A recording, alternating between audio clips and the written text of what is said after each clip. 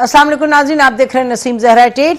अहम आज की developments, prime minister Imran Khan ने ओवरसीज़ जो कन्वेंशन है पीटीआई के सपोर्टर्स की, उसको एड्रेस किया। उसमें उन्होंने फॉरेन पॉलिसी के हवाले से ज़रा तफसील में बयान किया कि वो किसी मुल्क के ख़िलाफ़ नहीं, पॉलिसीज़ के ख़िलाफ़ हैं, किसी लोगों के ख़िलाफ़ नहीं। और उन्होंने अपना बयान किया और दिलचस्प गुफ्तगू इस हवाले से थी कि उन्होंने जुल्फ़िकार अली भुट्टो साहब की तारीफ़ की और उन्होंने कहा कि उनकी एक खुददारी थी और इंडिपेंडेंट फॉरेन पॉलिसी थी। और हमारी भी यहाँ से पोजीशन यही रही है कि पाकिस्तान की एक तवातर से इंडिपेंडेंट फॉरेन पॉलिसी रही। और प्राइम मिनिस्टर इमरान खान ने जो पोजीशंस लिए फॉरेन पॉलिसी पे, हमें लगता है कि दुरुस्त हैं। कोई आइसोलेशन वगैरह के तो असर नहीं, मुल्क के साथ उतार चढ़ाव रहता है ताल्लुकात में। इस वक्त कुछ ममालिक हैं जो पाकिस्तान की पॉलिसी से एग्री नहीं करते। पाकिस्तान की जो अलबत्ता पॉलिसीज़ हैं, चाहे इंडिया पे, चाहे कश्मीर पे, फ़लस्तीन पे, अफ़गानिस्तान पे, वो पाकिस्तान के और चीन में पाकिस्तान के अपने फ़ायदे में है। तो एक तरफ तो हमने ये देखा, और जो आज ओवरसीज़ कन्वेंशन को उन्होंने एड्रेस किया, पाकिस्तानी कन्वेंशन को, तो उसमें उन्होंने बहुत सी बातें की। और हम ये भी देख रहे हैं कि हुकूमत का जो इस वक्त है लाहे अमल और जो इस वक्त उनकी है स्ट्रैटेजी, वो बड़ी क्लियर है। वो यानी कि अंदर जो गिनती होनी है सो होनी है, वो तो बाद की बात है।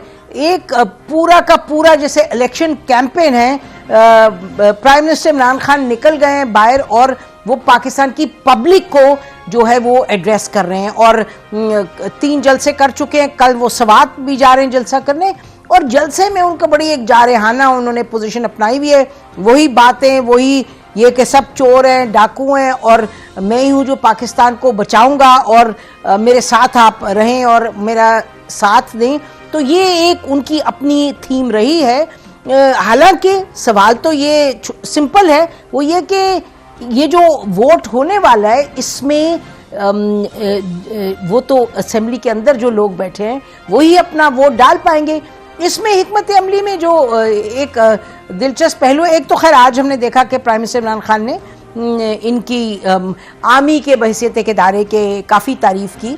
उससे पिछले जलसे में 2-3 रोज़ पहले जब उन्होंने ये कहा कि जो न्यूट्रल होता है वो तो जानवर होता है, उस पर भी बहुत सी बातें की गई कि ये किसके हवाले से ये कह रहे हैं न्यूट्रल, क्योंकि एक दिन पहले हमने देखा था कि DGI-SPR ने कहा था कि दी आर्मी इज़ न्यूट्रल। तो बहरहाल आज उन्होंने आर्मी की तारीफ़ की, बड़ी आर्मी कोर कमांडर्स की आज एक कॉन्फ्रेंस भी हुई नाजरीन, और कोर कमांडर्स कॉन्फ्रेंस में उन्होंने कहा कि जायज़ा लिया सिक्योरिटी सिचुएशन का, ग्लोबल और रीजनल, और जो पाकिस्तान के अंदर की सिक्योरिटी सिचुएशन, प्लस उन्होंने जो इंटरनल एक सिचुएशन है डोमेस्टिक, उसका भी उन्होंने जिक्र किया। उस पर भी देखा कि क्या इस वक्त सिचुएशन बन रही है।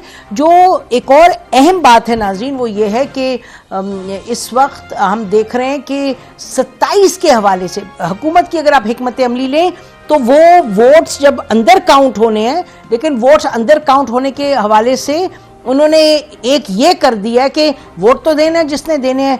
आज आपने देखा कि मिनिस्टर भी खड़े थे, इंफॉर्मेशन मिनिस्टर, और साथ उनके अपने लोग थे खड़े हुए, पार्टी के ऑफिस होल्डर्स, और एक ने कहा कि जी बड़ी क्लियरली कहा, मैं चाहूँगी कि ये दिखाएं प्रोड्यूसर के, उन्होंने बड़ी क्लियरली कहा कि 10 लाख लोगों में से जो, क्योंकि डी चौक पे ये कहा गया कि एक जलसा जुलूस करेंगे, तो उन्होंने कहा कि करेंगे हम जलसा करेंगे और 10 लाख लोगों में से गुजर के जाएं और फिर गुजर के वापस आएं।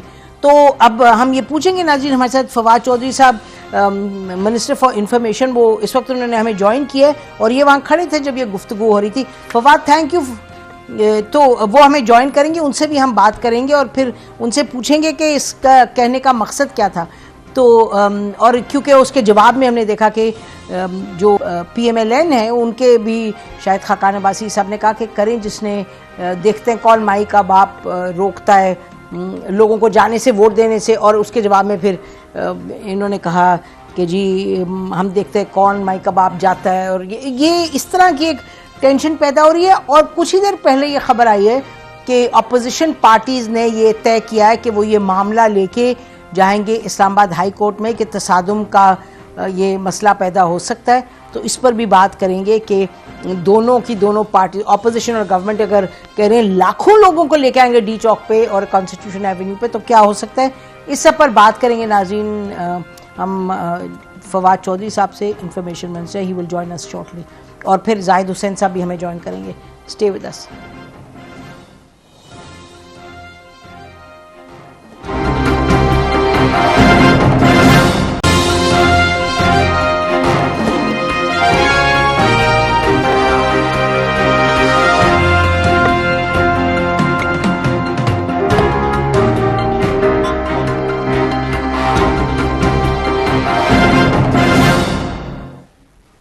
वेलकम बैक नाज़रीन। फवाद हुसैन साहब तो गायब हो गए हैं, मेरा ख्याल है कि मिनट टू मिनट इनकी जो भी सिचुएशन बनती है वो अब कमिटमेंट नहीं पूरी कर सकते। हमारे साथ इस वक्त जाहिद हुसैन साहब हैं, ऑथर, कॉलमनिस्ट, पार्ट पॉलिटिशियन भी रहे हैं, ट्रेड यूनियंस में भी रहे हैं, और इन्होंने बहुत अदवार देखे पाकिस्तान की सियासत के बड़े करीब से, और वोट ऑफ नो कॉन्फिडेंस जो बेनज़ीर भुट्टो साहबा के खिलाफ आया था उसको भी he remembers it very well. इस वक्त जो सूरत हाल है उसको डिस्कस करते हैं। उनसे बहुत शुक्रिया जाहिद साहब हमें ज्वाइन करने का। जाहिद, ये बताइएगा कि इस वक्त सबसे पहले अगर हम ये मामला लें कि 27 को कह रहे हैं जी आप, हुकूमत कह रही है हम लाएंगे 10 लाख लोग, और कह रहे हैं आप गुजर जाएं 10 लाख लोगों में से वोट देने जिसने देना है जाके इमरान खान के खिलाफ, और फिर आपको वापस भी आना पड़ेगा। और दूसरी तरफ ये कह रही है अपोजिशन के ये आप हम भी लेके आएंगे 10 लाख। और कुछ ही देर पहले ये खबर आई कि इस्लामाबाद हाई कोर्ट में जा रही है अपोजिशन कि ये तसादुम की सूरत हाल पैदा होगी। तो व्हाट इज योर सेंस, क्या होगा? हाँ, लेकिन ये बहुत ही मेरा गैर जिम्मेदाराना बात है। ये हुकूमत की तरफ से पहले शुरू की गई। उनका कहना ये था कि 10 लाख लोगों को इकट्ठा करेंगे, और जो फवाद चौधरी साहब का जो बयान था वो ये था कि वो एक लिहाज से धमकी थी कि जो लोग वोट देने जाएंगे उनको खबरदार किया था उन्होंने कि आप उनके हुकूमत के खिलाफ आप वोट नहीं दे सकते हैं। मेरा ख्याल ये है कि इस किस्म के तसादुम की सजा जो है उस वक्त पैदा की जाती है जबकि उनको ये अगर एहसास हो जाए कि वो जो है वो कामयाब नहीं हो सकते हैं। और फिर अब जो सूरत हाल बन के आई वो ज्यादा खतरनाक होती हुई नजर आ रही है, क्योंकि अपोजिशन भी जो है उसी मूड में नजर आ रही है हमें, और एक तसादुम की कैफियत नजर आ रही है। एक वोट ऑफ नो कॉन्फिडेंस की बात आती है तो उसमें मोशन के ऊपर आप जाएं, जो एक जमहूरी तरीका है उसको फेस करें, ना कि जो है इस किस्म के हरबे इस्तेमाल करें। इससे ना कोई जमहूरियत को फायदा होगा, ना मुल्क को फायदा होगा, ना खुद इस गवर्नमेंट को फायदा होगा। क्योंकि अगर ये तसादुम होता है तो जो सूरत हाल बदल के आएगी उसमें आप ये पूरा सिस्टम जो है वो कोलैप्स कर सकता है। और ये बात से नजर आती है कि सियासतदानों में इतनी सलाहियतें नहीं है कि वो जो है जो एक लिहाज से कानूनी और कॉन्स्टिट्यूशनल जो मैसेज हो सकता था उसको इस्तेमाल कर सके। अब वही देख लें कि अब ये चीज जो है जो कि पार्लियामेंट के अंदर डिस्कस होनी थी, जो वहां फैसले होने थे, अब वो फिर से इस्लामाबाद हाई कोर्ट में चले जा रहे हैं। तो ये हमारे यहाँ एक रवायत सी बन गई है कि सियासतदानों में गैर जिम्मेदाराने जो है तरीक़ेकार है जो खुद नुकसान पहुंचा रहे हैं सिस्टम को। अब जगह हर चीज, हर फैसला जो है अब कोर्ट के पास होता है, फिर या किसी न्यूट्रल अंपायर की तरफ आप लोग देखना शुरू कर देते हैं। तो ये इस मुल्क के अंदर जो देखा है कि ये सारी चीजें अगर आप चंद हफ्तों से जो कुछ हो रहा है उसमें लगता यही है कि शायद हुकूमत की भी ख्वाहिश यही है कि कोई तसादुम की कैफियत हो जाए। देखिए, ये अवाम में ले आने का मसला नहीं है।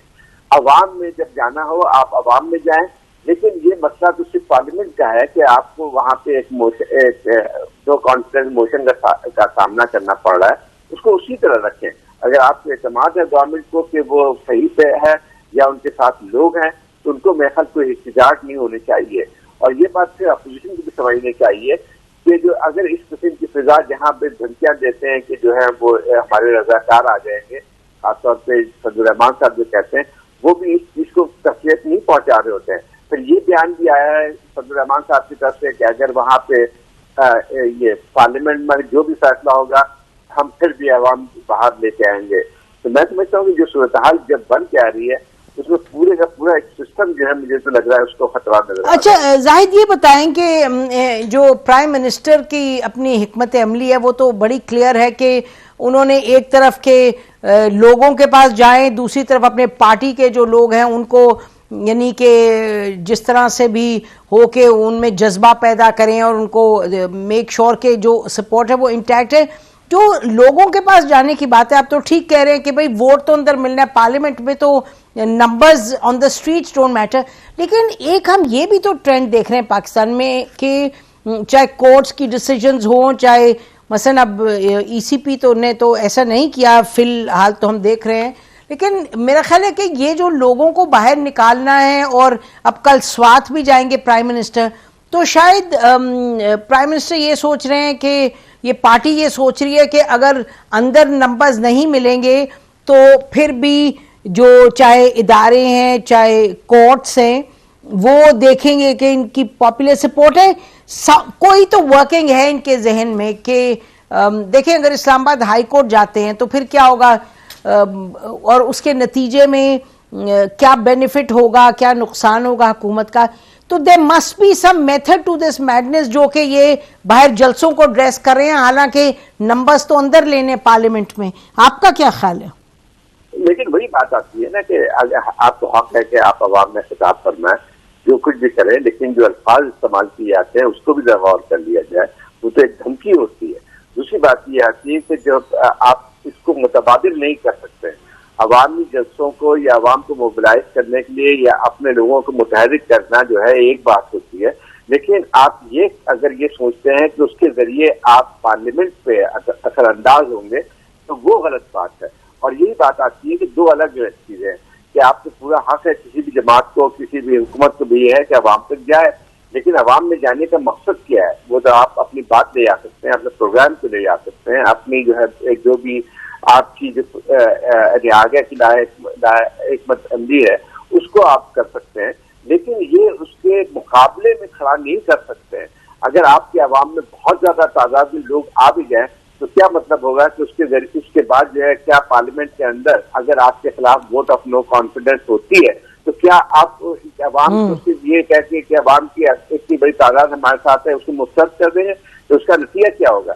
जब फिर कल इसका नतीजा यही होगा कि आइंदा चल के किसी भी हुकूमत को कोई भी पार्टी जो है इस चीज को इस्तेमाल कर सकती है कि हमारे पास इतनी ताकत है, हुकूमत चली जाए वहां से, फिर ये बात भी हो सकती है।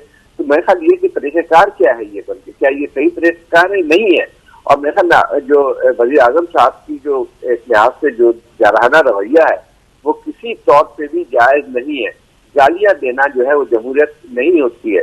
गालियां मतलब लोगों को आप अपने प्रोग्राम से ले आ सकते हैं, लेकिन गालियां दे के लोगों को मुतहरिक नहीं कर सकते हैं। और एक ऐसी रवायत डाल दी गई है जिसमें हम समझते हैं कि जो जिसकी वजह से पूरा का पूरा जो है हमारा एक कल्चर है, पॉलिटिकल कल्चर है, वो जो है इसके ऊपर सवालिया निशान पैदा हुए हैं। और उसके बाद जो है जब अवाम ये बात सुनती है, इस गालिब जरूर को देखती है, एक कल्चर को देखते हैं, तो आप मुझे बताइए कि उस पे जमहूरियत पे उनका एतमाद कितना बढ़ेगा? बेशक एतमाद तो उठेगा, आप बिल्कुल ठीक कह रहे हैं जाहिद साहब, बहुत शुक्रिया हमसे बात करने का। नाज़रीन, हमने और ये भी कि मसलन इलेक्शन कमीशन ऑफ पाकिस्तान ने ये कहा पीछे जब प्राइम मिनिस्टर का दीर के जी नहीं जाना चाहिए आपको इलेक्शन कैंपेन के लिए, तो प्राइम मिनिस्टर फिर भी गए।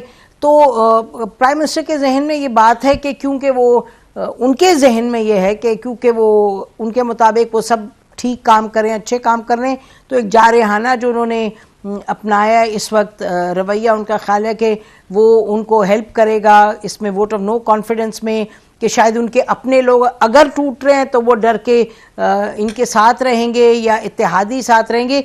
लेकिन इत्तेहादियों का जहाँ तक ताल्लुक़ है नाजरीन, अभी आप सुनेंगे हमने कुछ देर पहले रिकॉर्ड किया था उनके प्राइम मिनिस्टर के इत्तेहादियों के साथ, तो PMLQ के जो एक हैं सेनेटर कामिल अली आगा साहब, उन्होंने हुकूमत पर काफ़ी तनकीद की और उन्होंने ये कहा कि हुकूमत के जो लोग हैं अंडर 16 की टीम है जो नेगोशिएट कर रही है, जो सियासत कर रही है, और उनके कहने के मुताबिक हुकूमत तो लगता है चाहती नहीं कि जो इत्तेहादी हैं उनके साथ रहें। आफ्टर द ब्रेक आप देखिएगा इंटरव्यू, स्टे विद अस।